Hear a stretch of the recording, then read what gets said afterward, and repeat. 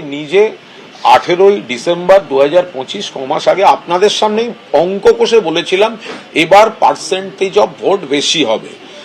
এর সঙ্গে তৃণমূলের তৃণমূল কম ভোট পাবে এর কোনো সম্পর্ক নেই। আমরা বলছি যত বেশি ভোট তত জোরালো প্রত্যাবর্তন মমতা বন্দ্যোপাধ্যায়ের। একদম সোজা অঙ্ক। আগে 100 জন স্টুডেন্ট থাকলে 75 জন পরীক্ষা দিয়েছেন, এবার 90 জন স্টুডেন্ট 75 জন পরীক্ষা দিয়েছেন, ফলে পার্সেন্টেজ বেশি হবে।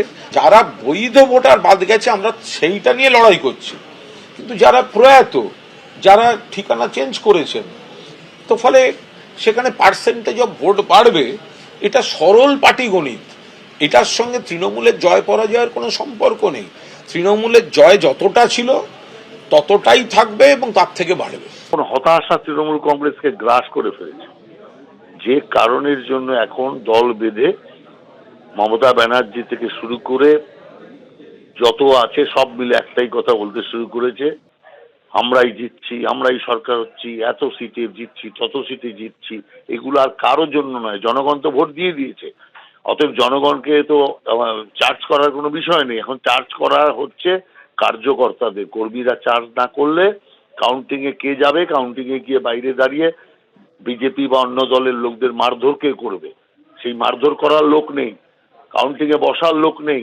সেই জন্য যে তৃণমূলের যে একটা জিতবো ব্যাপার যেটা আছে সেটা করার মতো অবস্থা নেই। সেই জন্য মুমূর্ষু পার্টিকে, মুমূর্ষু তৃণমূলকে জাগানোর শেষ কোরামিন চেষ্টা এই মমতা ব্যানার্জি আর বাকি যে নেতারা তারা করে যাচ্ছে, জিতবো বলে গান গেয়ে। প্রধানমন্ত্রী কালকে 4:30টার সময় ভোট চলাকালীন বললেন কি করে টোটাল বাংলাটা ওনার? উনি বাংলাকে চেনেন, বাংলার মাটি চেনেন, রবীন্দ্র নজরুলকে চেনেন, নেতাজিকে চেনেন, গান্ধীজিকে চেনেন, রাজা রামমোহন রায়, বিদ্যাসাগরদের চেনেন? কাউকে চেনে না। শুধুমাত্র কানে কানে কথা বলো আর মিথ্যে কথা বলে যাও, অপপ্রচার করে যাও। টাকার ভান্ডার নিয়ে কাউকে খামে করে 3,000 টাকা করে দিয়েছে, তাই সে খবরও আমার আছে। আর ভান্ডারের নামে টাকা দিয়েছে, যারা টাকা নিয়েছেন তারা খুব ভুল করেছেন। তবু মনে রাখবেন, আমরা নিশ্চয়ই আপনাদের ভুল বুঝব না। ভোট ঝাঁপিয়ে দিয়ে থাকুন, অর্থের বিনিময়ে ভোট দেওয়াটা ঠিক নয়, কিন্তু আমার বিশ্বাস আছে আপনারা সঠিক দায়িত্ব পালন করেছেন আগামী দিন আপনাদের অধিকার রক্ষার জন্য। আমি আপনাদের নিশ্চিন্ত করে বলতে চাই, যেটা টিভিতে দেখাচ্ছে এটা বিজেপি অফিস থেকে কালকে বেলা 1:08 সার্কুলেট করেছে এবং টাকা দিয়ে বলেছে যাতে এটা দেখানো হয়।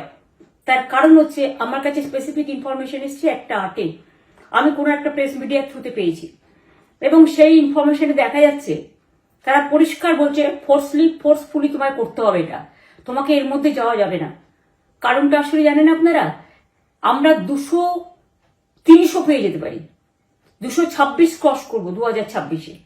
মানুষ যে বিপুলভাবে ভোট দিয়েছে, আমার তাদের প্রতি পুরো ভরসা, বিশ্বাস, আস্থা আছে। ওরা তো আপনারা জানেন ইডি, সিবিআই, ইনকাম ট্যাক্স সবাইকেই চমকায়। শেয়ার বাজারে ধস নামবে আসল সত্যিটা বেরোলে। সেই জন্য শেয়ার মার্কেটকে সান্ত্বনা দিতে গিয়ে, এটা আমার কাছে স্পেসিফিক খবর আছে, এইটা করেছে।